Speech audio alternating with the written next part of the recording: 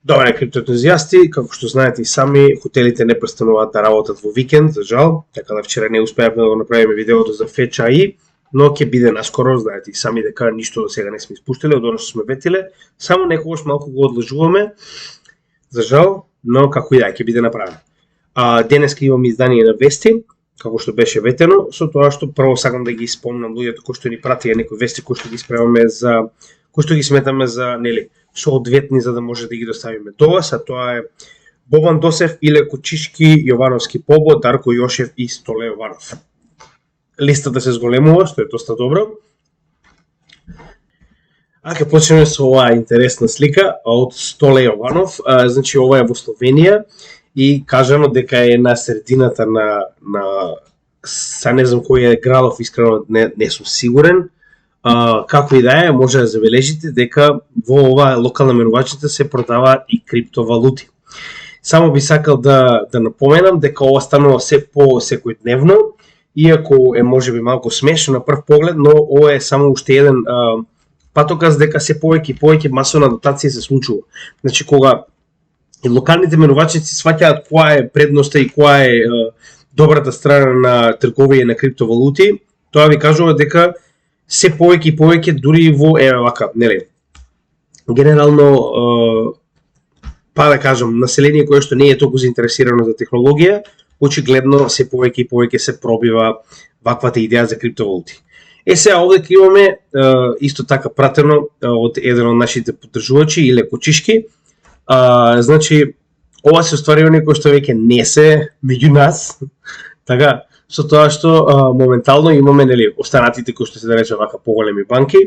Сега останува да видиме кога ќе ги прешкртаме истите. Ова ме потсеќа на оние новогодишни, ако се сеќавате, порано ги имаше за деца. Плакаш и си одвираш поле, па во полето пише што си добил. Па така малку и овдека, да се надеваме дека ќе продолжи така, значи, нели, на крајот од денот, кога ќе ги прешкртаме сите овие, мислам дека многу подобар ќе биде светот, но интересно беше, морам да го споделам со вас, нели? Вака се. Значи, само на кратко морам да спомнам што се случува со First Republic Bank, затоа што е многу битно во однос на финансиската сфера, а потоа и во криптосферата, така да ќе се надоврземе на се тоа. Значи, ние кажуваме дека колапсот на банките не е запрен. Ако се сеќавате, го најавивме уште во почетокот, кога разговаравме за оние Silvergate, SVB и, нели, оние први иницијални 3 банки и Swiss Credit, нормално. Со тоа што кажавме дека овој contagion, значи, нели, оваа зараза и понатаму ќе продолжи, но очигледно потребно е време пред ваквата лоша политика на Федералната резерва да се одрази на банките. Со тоа што следна да падне моментално како што можеме да видиме First Republic Bank. Значи, во само еден ден, во петокот, загуби 43,3%, но тоа е само до затварање.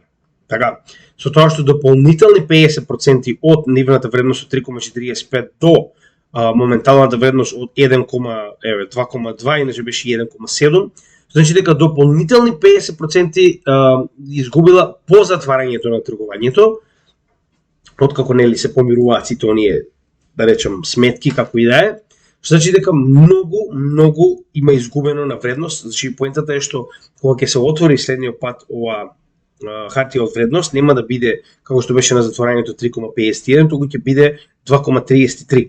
Затоа и реков дека изгуби уште дополнителни 50%. Значи, моментално, очигледно е дека банката многу е тешко да отвори во понеделник под исто име, со тоа што, значи, се обидува да проследам и да видам што се случува моментално. Значи, моментално, FDIC, тоа е, нели, соодветната Federal Deposit Insurance Corporation, која што е главна работа и е практично да ги обезбеди нели, работата на самите банки и да ги обезбеди депозитите на луѓето кои што, нели, оставаат пари на чување во самите банки. Значи, во оваа ситуација FDIC во текот на целиот викенд се обидува да најде купувачи за оваа банка. Со тоа што овдека објаснето е дека прво им пристапила на PNC и на JP Morgan, очигледно била одбиена, потоа се кажува дека разговарала со повеќе од 12 значи, други банки со кои што, нели, се на некој начин се обидува да ја продаде фактички банката пред истата, нели, да пропадне, затоа што пропаѓањето на оваа банка ќе биде многу поголем проблем отколку нејзино продавање. Со тоа што идејата е некои од поголемите банки да ја превземе оваа помала банка и да ги плати практично долговите, односно да ги врати депозитите на оние кои што сакаат да излезат од истата, така, нормално, и доколку, нели, практично ја превземе, фактички оваа банка престанува да постои и целосно ќе биде ребрендирана во онаа банка која што ќе ја превземе.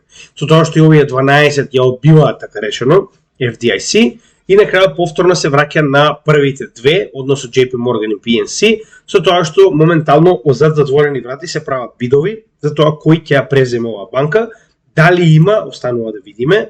FDIC понудува дури помош, нели, да покрие она што е потребно дополнително, нели, помеѓу нив. Ова е разговор во 4 очи практично, со тоа што во понеделник, пак ќе напоменам, голема веројатност е дека нема веќе да постои First Republic Bank, како што најавивме. Разликата е, уште еднаш ќе напоменам, што оваа банка не е како големите банки, како што се, например, Wells Fargo, JP Morgan, Bank of America и слично, туку станува збор за регионална банка, значи станува збор за многу помала банка со многу помал капацитет. Е сега, овдека се јавува главниот проблем. Значи вака. Значи, овдека и самиот JP Morgan, како, нели, најголемата банка моментално во Америка па и во светот, кажува дека не е овој проблем лимитиран на First Republic, она што веќе го спомнавме. Значи има многу вакви банки кои што имаат проблем. Зошто е тоа така? Уште еднаш ќе напоменеме дека прво, најголема грешка која што ја направија Дженет Јелен и останата багра сенилна, значи е тоа што они кажаа дека ќе ги спасат сите банки кои што се од стратешко значење. Што значи дека станува збор за топ банките. Не станува збор за овие регионални банки. Регионални банки се банки кои што се ограничени на една, можеби две сојузни држави, кои што немаат голем капацитет, што значи вие активно им кажувате на сите оние кои што чуваат пари во овие банки дека е попаметно за нив да се ги тргнат овие пари кои што ги имаат моментално во поголема банка, затоа што ако пропадне JP Morgan, државата, затоа што е стратешки битна банка, нема да дозволи истата да пропадне на тој начин и дека ти ги покрие сите депозити, односно не само до $250,000, колку што треба да биде покриено како осигурен депозит, туку многу повеќе, односно колку и да е потребно ќе бидат покриени сите депозити само за да не настане поголема банкарска криза, што не е случај со регионалните банки како што можеме да видиме во оваа ситуација. Така да. Затоа и JP Morgan самиот го кажува ова дека не е изолирано само на First Republic Bank, туку дека ова е во многу повеќе банки, но станува збор за стотици, ако не илјадници банки во Америка и не е толку лесно да се воочи. Со тоа што, значи, проблемот е што на овој начин вие ги терате фактички депозитарите, односно секојдневните луѓе, да ги преместат своите пари, што повеќе и повеќе од помалите кон поголемите банки. Со што доаѓаме до еден проблем кој што се нарекува консолидација на банкарскиот сектор, за кој што многу од луѓето имаат разговарано, но најчесто сега веќе го гледаме во многу побрутален случај. Односно, што се случува? Не е само една, туку многу од овие регионални банки едноставно капиталот бега.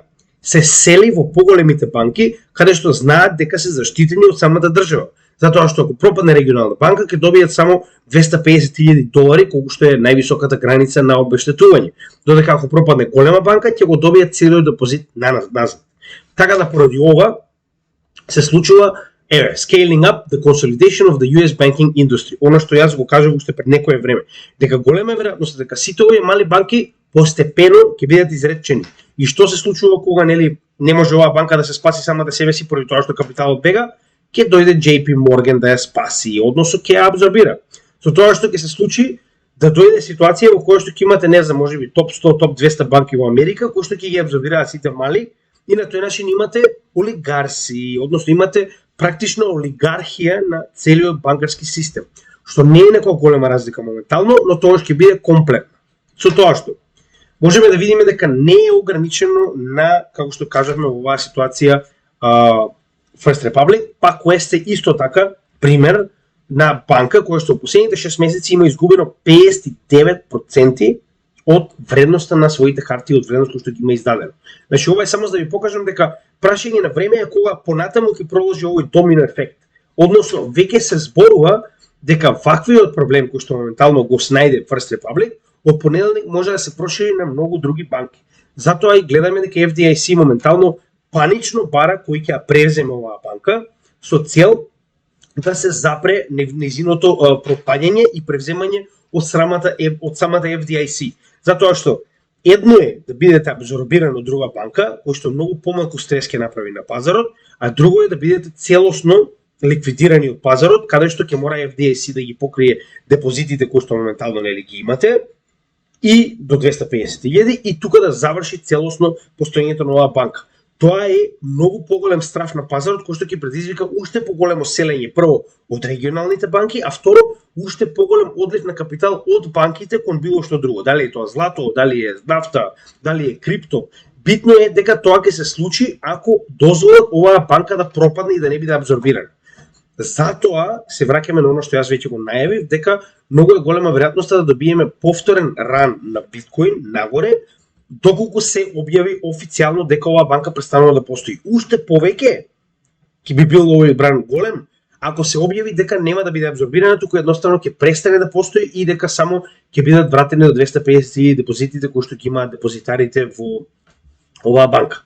Така да ова може да предизвика уште еден пуш нагоре, да речем, на биткоин на 30.000. Останува да видиме, но ви напоменувам дека кризата не е лимитирана само на First Republic. Ако вие имате сметка во Пак Вест, после пропаѓањето на First Republic и најаднаш FDIC излегува заедно со Дженет Јелен и кажува дека нема да биде абсорбирана, автоматски имате уште поголем страв кој што, например, ако вие сте во Пак Вест, ќе кажете да си ги повлечеме средства додека се уште има момент, затоа што очигледно работиве не одат на добро. Се разбираме? А да не зборуваме за оние кои што инвестираат во овие банки. Оние кои што инвестираат во овие банки очигледно веќе многу брзо излегуваат од таму.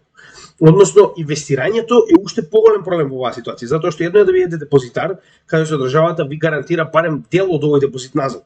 Друго е да бидете инвеститор во овие банки, каде што очигледно, значи веќе кажано, Дженет Јелен и останатите гериатрија екипа кажаа дека на ниту еден инвеститор нема да му биде вратен ни долар назад, затоа што инвестирањето е еднакво на ризикот кој што го превземате за одредена ствар да пропадне. Така да поради оваа причина инвеститорите се првите кои што излегуваат од вакви проблематични банки како што можеме да видиме во оваа ситуација, затоа што знаат дека нема ниту во еден момент да бидат спасени ниту во еден цент. Значи, едноставно ќе им пропадне капиталот кој што го инвестирале во овие банки. Така да подобро ви е да спасите дел од капиталот кој што се го инвестирале, отколку да чекате и да го изгубите целосно. Поради ова имаме голем одлив на инвеститори. Прост пример беше она кога ви го покажав Уорен Бафет, кој што сите средства кои што ги има инвестирано во банкарскиот сектор ги повлекол. Значи, тоа е прост пример, затоа што знаете дека државата нема да ви помогне.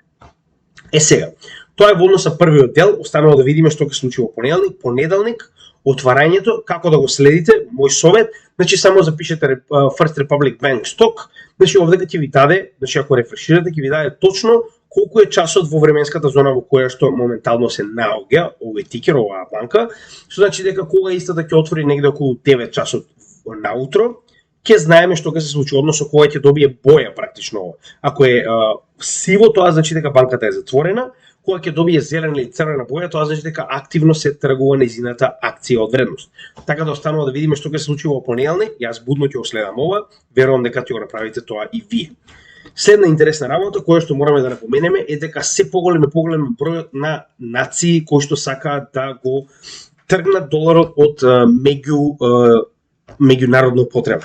Односно да не биде веќе резервна валута и да не биде веќе оружје во рацете на муриканците со цел да може да манипулираат и казнуваат секој кој што не игра по нивната песна.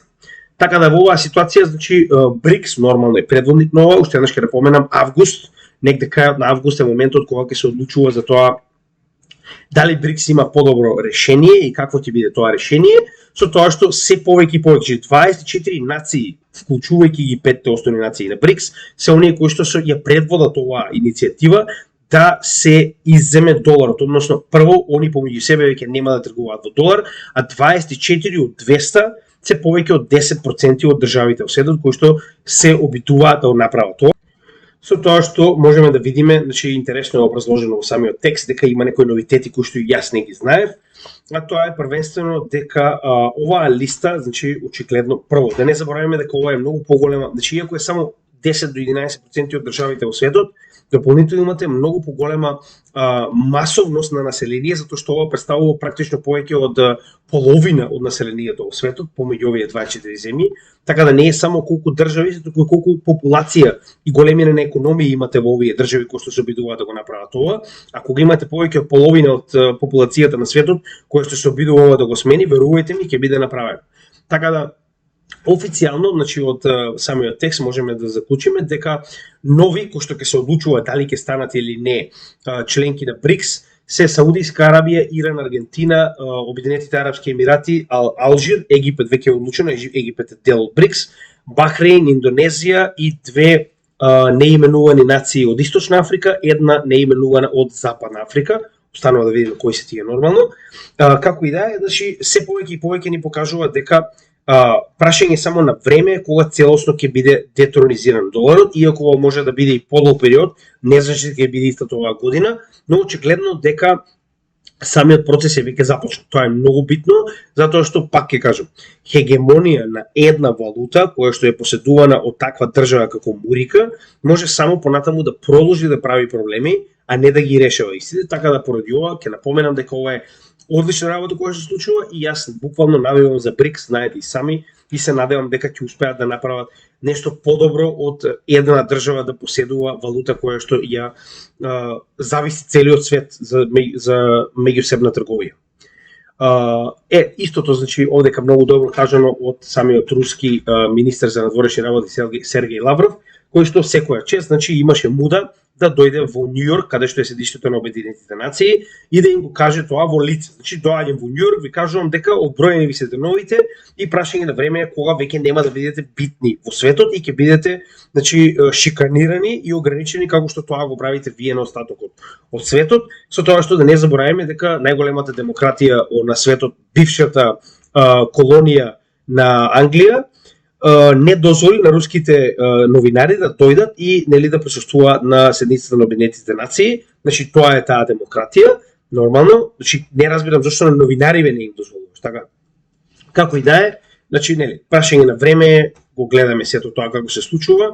Нека му мислат тие што нели се молат на Америка за она што го прават низ светот. Вака сега. Многу битна работа која што мораме да напоменеме, како што се сеќавате ви го кажав ова.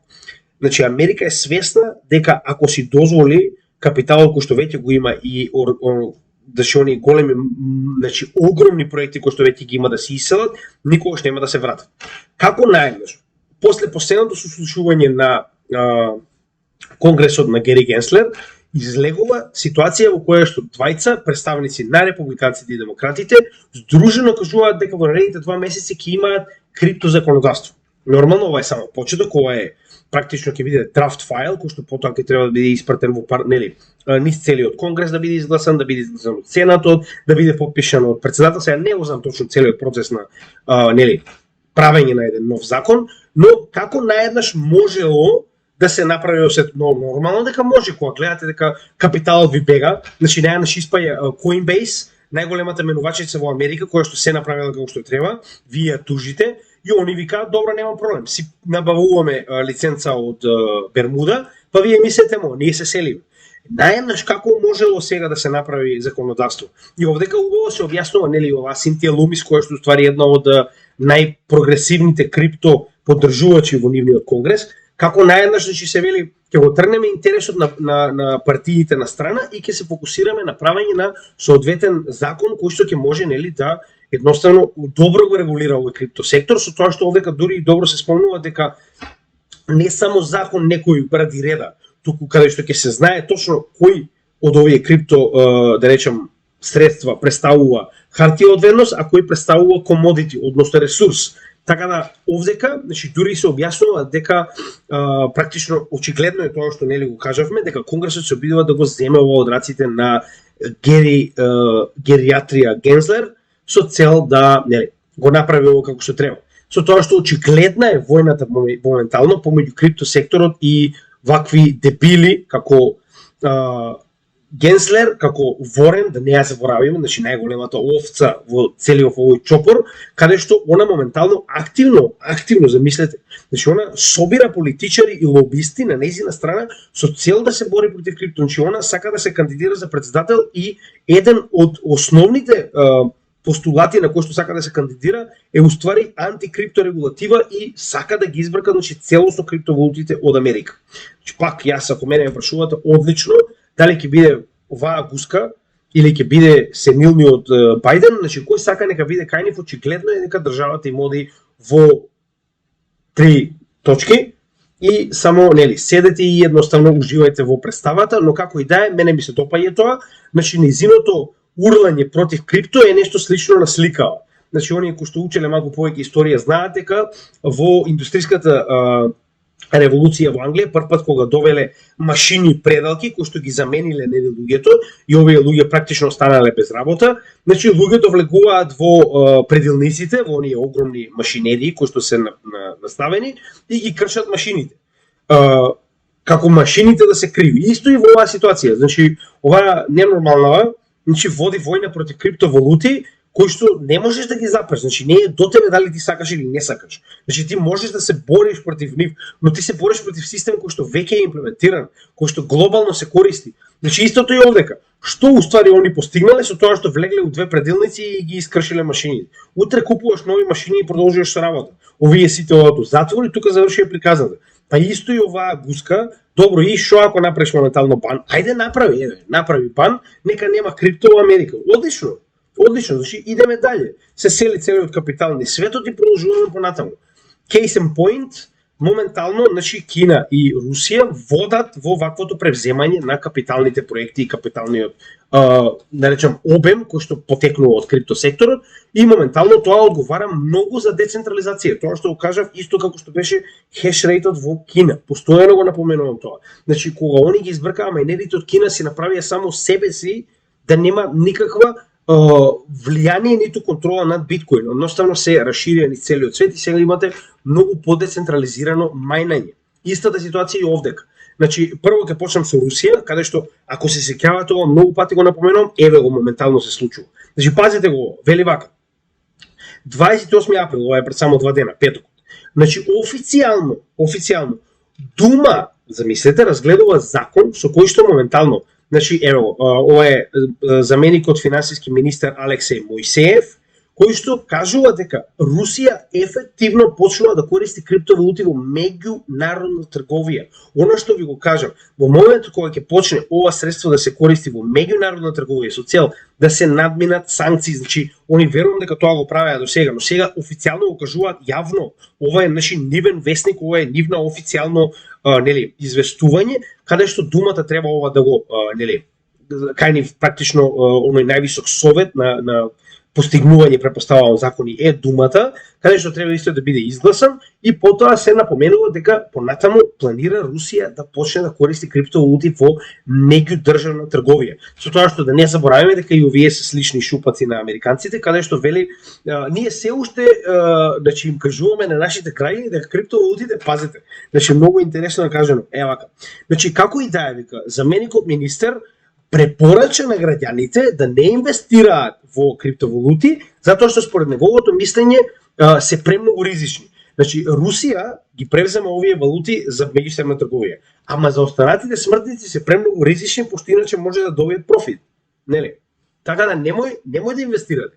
Остете ние да работиме со криптовалути и после ние ќе ви ги продаваме. Така, па истата ситуација што постојано кажувам, значи нема разлика помеѓу исток и запад, значи државите се такви, се обидуваат да го добијат прво профитот, а после вас ќе ви го продаваат тоа што они го купиле. Така да имате го тоа предвид, кога постојано ви кажувам, не ги гледајте што ви кажуваат, гледајте ги што прават. Хонг Конг, интересна работа, значи многу добра известување, мислам дека беше Јовановски Бобо, не сум сигурен, но благодарам многу добра вест во овој сегмент, затоа што има многу малку вести кои што доаѓаат од источниот блок. Во Хонг Конг моментално се работи ефективно на закон со кој што ќе се регулираат VATP, ова се уствари Virtual Asset Trading Platforms, значи практично се работи на легализирање на менувачниците, каде што веќе 150 кандидати поднеле практично барање за отварање на менувачница и кларифицирање на начинот на кој што може тоа да го направат. Тоа е многу добро. Значи дека се повеќе и повеќе доаѓаме во ситуација во кој што на 1 јуни 2023 година се очекува да имаме ефективно започнување на тргување на криптовалути. Со тоа што не заборавајте, значи овдека верувам дека ќе имаме ограничено тргување на само одреден број на валути кои што се одобрени од тамошните нормално авторитети, останува да видиме кои, но не верувам дека ќе биде општо ајде сега трейдаме Dodge и Shiba. Така да имајте од тоа време. Верувам дека ќе биде многу ограничено, но битно е дека ќе биде. Alibaba моментално значи има свој блокчейн, тоа не сум го знаел. Antchain се нарекува нивниот блокчейн, кој што моментално се обидуваат да го поврзат со останатите блокчейни, значи веќе прават Unchain Bridge, кој што ќе треба да му даде на овој нивни приватен блокчейн пристап и начин на комуникација со останатите блокчейни, тоа не сум го знаел, интересна работа да се запамти. Huawei моментално значи во нели имаат они соодветен архив каде што може да поднесете патенти. Во оваа ситуација поднесуваат патент наречен Huawei NetGPT, што значи дека истите работат на некаков тип на AI проект, што е многу битна работа. Значи дека имаме децентрализирање и на овој дел, односно гледаме дека и останатите држави во светот се обидуваат да развијат свој AI проекти, што е исто така добро. И ова го спомнавме претходно дека дел од јавните службеници ќе примаат плата во дигитален юен и тоа беше кажано ево Ченгшу. Значи тоа е нели град кој што рековме дека има 1,5 милиони, ево го и овдека објаснето и мислам дека промашив еден дел. Да, ова е тоа. Значи WeChat, значи кога бев во Кина, кога работев во Шангај, кога работев во нивните градови, значи јас не знаев, тогаш прв пат видов дека кај нив немате пристап до ништо што е на запад. Значи нема Google, нема Facebook, нема ниту една апликација, едноставно отварате интернет, нема ништо. Мора да користите нивни пребарувачи, мора да користите нивни чатови, така да со сите оние кои што работев на бројот таму, морав да користам WeChat. Ја морав да чекам да стасаме до Јапонија за да можам да испаднам и да разговарам со, да речем, мојата фамилија. Едноставно не може да се уклучите, значи имате целосен бан на западни апликации. Така да моментално WeChat е најголемата, како што е на пример овдека Messenger кај нас или како не знам, WhatsApp. WeChat е најголемата апликација за комуникација во Кина, каде што гледаме дека истата моментално почнува да користи дигитален юан. Односно гледаме дека CBDC проектот во Кина се повеќе и повеќе зема замав, со тоа што гледаме дека овој и CNY претпоставам дека уствари е виртуалниот юен, кој што моментално се користи за било што сакате да направите преку WeChat, значи дали е тоа нарачување на возило, дали е нарачување на храна, значи дека почнува дигиталниот юен да влегува во секојдневна употреба, што не е добра работа, но тоа е што е. Сакав да ве известам за тоа. Нормално. Mastercard лансира солуција на Web3 со која што ќе имаме практично верификација на субјектите од праќање на еден на друг.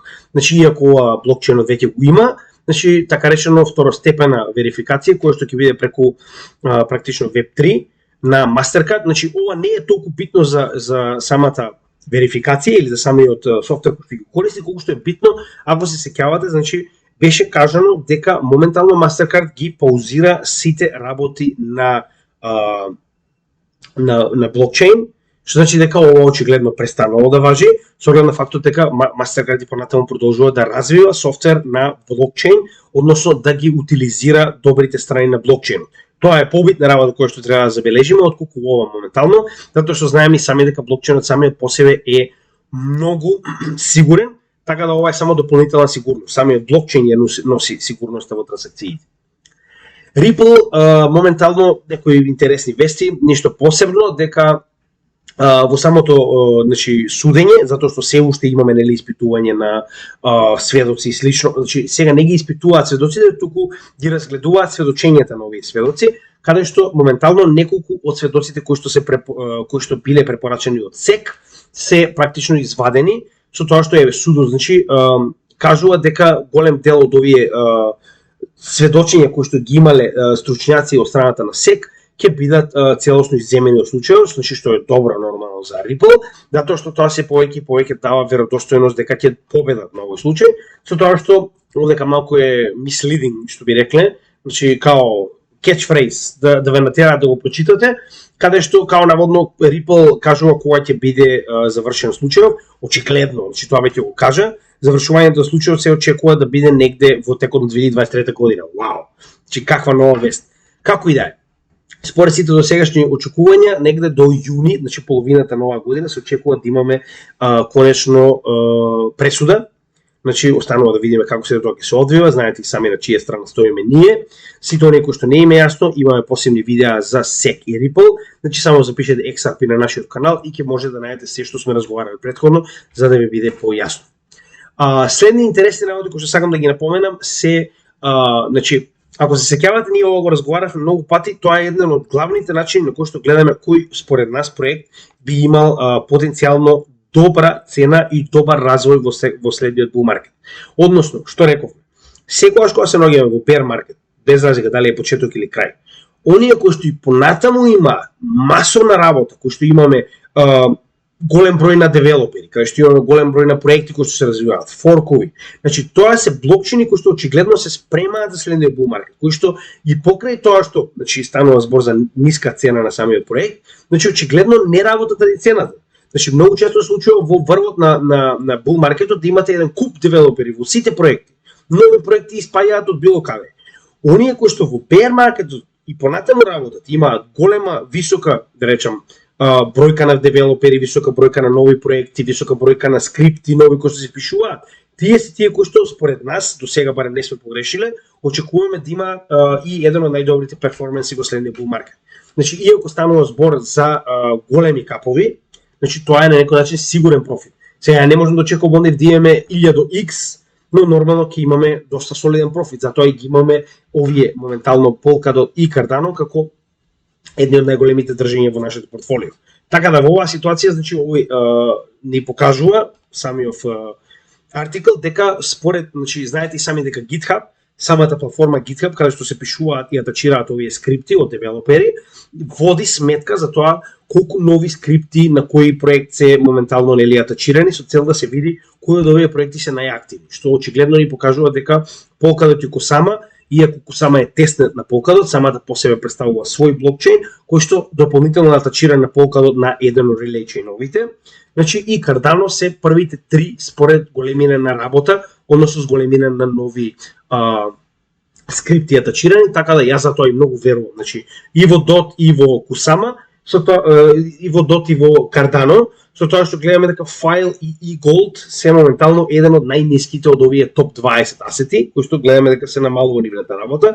Сега ќе останеме да видиме зошто е тоа така, значи не мора да значи дека тоа е тоа, овие проекти пропаѓаат. Можеби само имале момент каде што немаат моментално големи случувања на ваквиот блокчейн, со тоа што Polkadot го држи првото место веќе убедливо неколку месеци. Нормално и Cardano спаѓа во еден од овие три, што моментално нели најавува дека навистина се спремаат за нешто поголемо. Пак ќе кажам, значи Polkadot и Cardano сме разговарале милион пати, имате видеа на нашиот канал, каде што точно кажуваме зошто Polkadot, точно кажуваме зошто Cardano, може да ги најдете во нашата листа на работа на тимот. Таа е плейлистата. Polygon исто така еден од оние проекти во кои што навистина веруваме, а тоа е Matic токенот, кој што моментално направи партнерство со Google Cloud. Значи јас за тоа и кажувам, значи нема голема компанија со која што Polygon нема направено партнерство.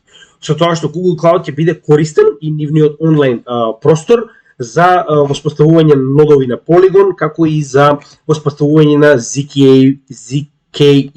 EVM решенијата, односно оние rollups на Ethereum Virtual машината, како и значи се што моментално се работи на Polygon, се обидуваат да го складира на Google Cloud. Значи практично Google Cloud би била матична меморија на се што се работи моментално на Polygon. Останува да видиме како тоа ќе функционира, но моментално тоа е идејата на Polygon и оттаму и доаѓа практично да биде поедноставно, да не мора тоа да го складирате на приватна меморија, туку да може да го правите тоа онлайн, каде што Google Cloud ќе го нели овозможува ова за вас како услуга.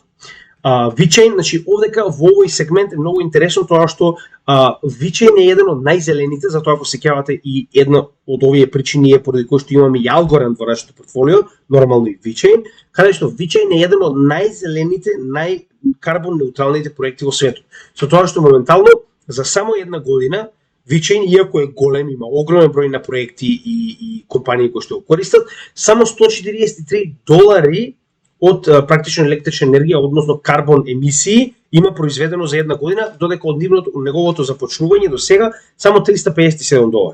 Дури интересно, овдека објаснето од овие топ 8 проекти кои што моментално колку дрва се потребни за да се намали, практично да се неутрализира емисијата на јаглероден диоксид кој што се произведува. Каде што можеме да видиме дека ако го пресметаме ова практично во долари или ако ги пресметаме овие часови на конзумпција на електрична енергија во долари, би биле огромна разлика во однос на тоа, нели, кој колку користи енергија, со тоа што и овдека повторно е објаснето дека за жал во оваа листа се ставени само топ 8. Додека ако така гледаме, VeChain би бил на 200-то место, значи дека има навистина мала конзумпција на електрична енергија и негативна емисија тоест не е негативна, но е многу мала незначителна емисија на карбон диоксид.